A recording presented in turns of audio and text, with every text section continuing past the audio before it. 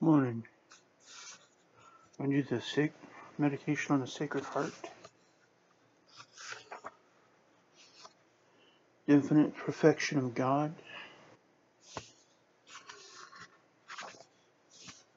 and the infinite knowledge of God.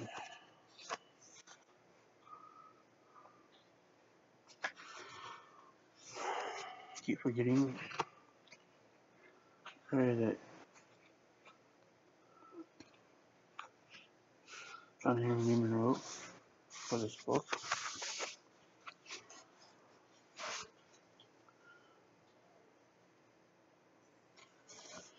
I place myself in the presence of Him in whose incarnate presence I am before I place myself there. I adore you, O my Savior, present here as God and man, in soul and body, in true flesh and blood. I acknowledge and confess that I kneel before that sacred humanity which was conceived in Mary's womb and lay in Mary's bosom, which grew up to man's estate, and by the Sea of Galilee called to 12, wrought miracles and spoke words of wisdom and peace, which in due season hung on the cross, lay in the tomb, rose from the dead, and now reigns in heaven. I praise and bless and give myself wholly to Him, who is the true bread of my soul, my everlasting joy.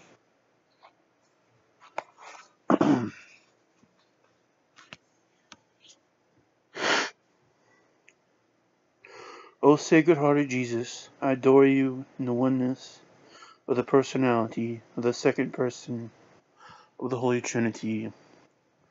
Whatever belongs to the person of Jesus belongs therefore to God, and is to be worshipped with that one and the same worship which we pay to Jesus. He did not take on himself his human nature as something distinct and separate from himself, but as simply absolutely, eternally his, so as to be included by us in the very thought of Him. I worship you, O Heart of Jesus, as being Jesus Himself, as being that eternal Word and human nature which He took wholly and lives in wholly, and therefore in you. You are the heart of the Most High, made man. In worshipping you, I worship my incarnate God, Emmanuel. I worship you as being a part in that passion which is my life. For you burst and broke through agony in the Garden of Gethsemane, and your precious contents trickled out through the veins and pores of the skin upon the earth, and again you had been drained all but dry upon the cross. Then after death you were pierced by the lance, and gave out the small remains of that inestimable treasure, which is our redemption. My God, my Savior, I adore your Sacred Heart, for that heart is the seat and source of all your tender human affections for us sinners. It is the instrument and organ of your love. It beat for us, it yearned over us, it ached for us, and for our salvation. It was on fire through zeal, that the glory of God might be manifested in and by us.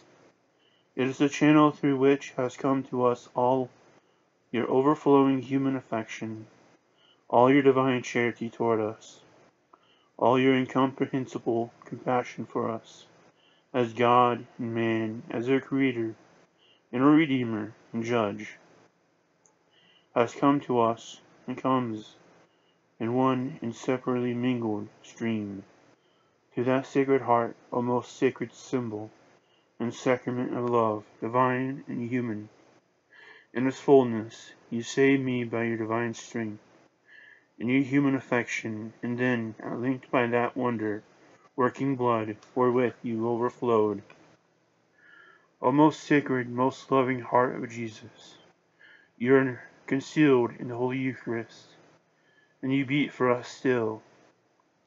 Now then you say, with desire I have desired. I worship you then with all my best love and awe. With my fervent affection, with my most subdued, most resolved will, O my God, when you condensed to suffer me to receive you, to eat and drink you, and you for a while take up your abode within me, make my heart beat with your heart, purify all that is earthly, all that is proud and sensual, all that is hard and cruel, of all perversity, of all disorder, of all deadness. So fill it with you, that neither the events of the day, nor the circumstances of the time, may have power to ruffle it, that in your love, in your fear, it may have peace. Wow.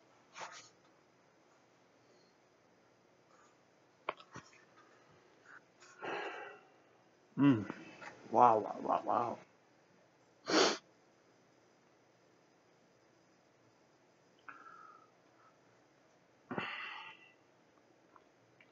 Now the infinite perfection of God.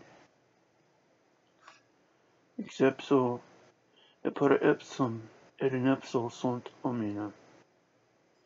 Et ipso, I adore you, O my God, as the origin and source of all that is in the world. Once nothing was in the beginning, nothing was in being but you.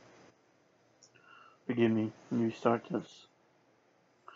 Ex ipso, I adore you, O my God, as the origin and source of all that is in the world. Once nothing was in being but you. It was so for all eternity. You alone have had no beginning. You have ever been in being without beginning. You have necessarily been a whole eternity by yourself, having in you all perfection stored up in yourself, by yourself, a world of worlds, an infinite abyss of all that is great and wonderful, beautiful and holy, treasury of infinite attributes, all in one, infinitely one, all thus, infinitely various. My God, the thought simply exceeds the created nature, much more mine. I cannot attain to it. I can but use the word and say I believe, without comprehending. But this I can do, I can adore you, O my great and good God, as the one source of all perfection. That I do, and with your grace will do always. But ipsum, and when other beings began to be, they lived through you. They did not begin of themselves. They did not come into existence except by your determinate will, by your eternal counsel, by your sole operation. They are wholly from you, from eternity in the deep ocean of your blessedness.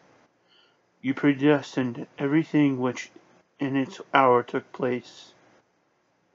Not a substance, even one ever so insignificant, is not of your design in your work. Much more, not a soul comes into being, but by your direct appointment and act. You see, you have seen, from all eternity, every individual of your creatures. You have seen me, O my God, from all eternity. You see distinctly and ever have seen, whether I am to be saved or to be lost. You see my history through all ages, in heaven or in hell.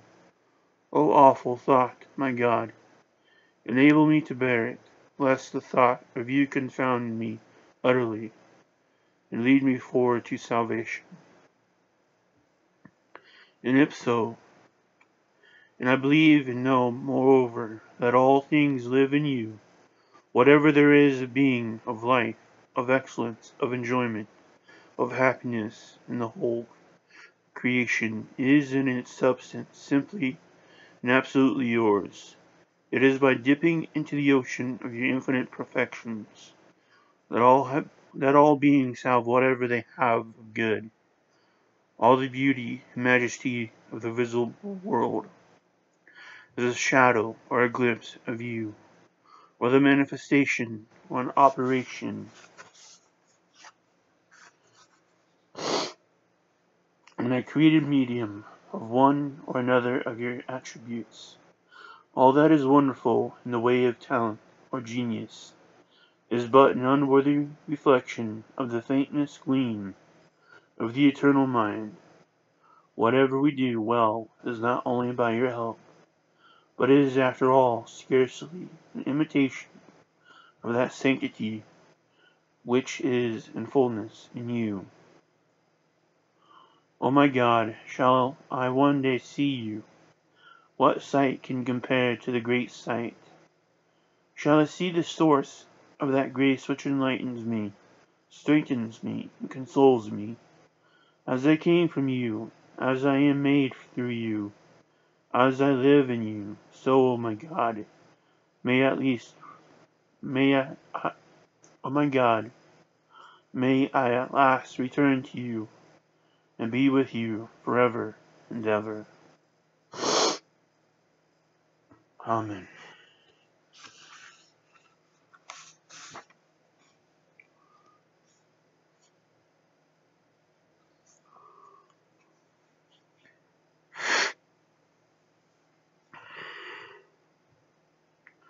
The infinite knowledge of God. All things are naked and open to his eyes. Neither is there any creature invisible in his sight. God, I adore you as beholding all things. You know in a way altogether different from and higher than any knowledge that can belong to creatures. We know by the means of sight and thought. There are few things we know in any other way, but how unlike this knowledge, not only in extent, but in its nature, and its characteristics, is your knowledge. The angels know many things, but their knowledge, compared with yours, is mere ignorance. The human soul which you took into yourself, when you became man, was filled from the first with all the knowledge possible to human nature, but even that was nothing but a drop compared with the abyss of that knowledge, and its keen illumination, which is yours as God. My God, could it be otherwise? From the first and from everlasting, you were by yourself, and your blessedness consisted in knowing and contemplating yourself, the Father and the Son and the Spirit, and the Son and the Spirit severally in each other and in the Father, thus infinitely comprehending the infinite. If you knew your infinite self thus perfectly, you knew that which was greater and more than anything else could be, all that the whole universe contains, put together is after all but finite. It is finite, though it be illimitable. It is finite, though it be so multiform. It is finite, though it be so marvelous, skillful, beautiful, and magnificent. But you are the infinite God, and knowing yourself much more, you know the whole universe. However vast, however intricate and various, and all that is in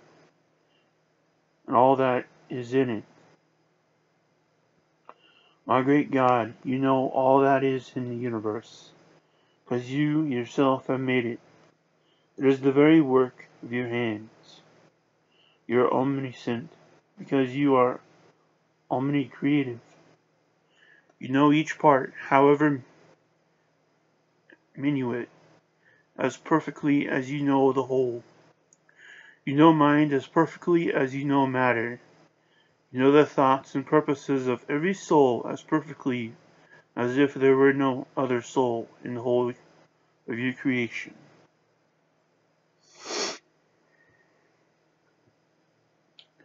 You know me through and through. All my present, past, and future are before you as one whole.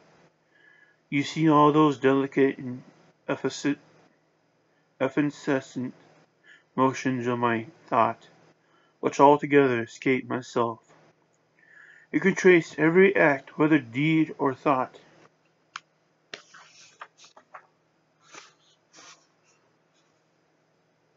to its origin, and can follow it into its whole growth and consequences. You know how it will be with me at the end. You have before you that hour when I shall come to you to be judged. How awful is the prospect of finding myself in the presence of my judge. Yet, O Lord, I would not that you should not know me. It is my greatest stay to know that you read my heart.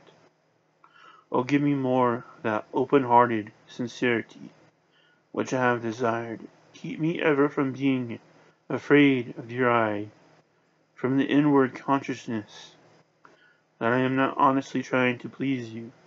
Teach me to love you more, then I shall be at peace, without any fear of you at all.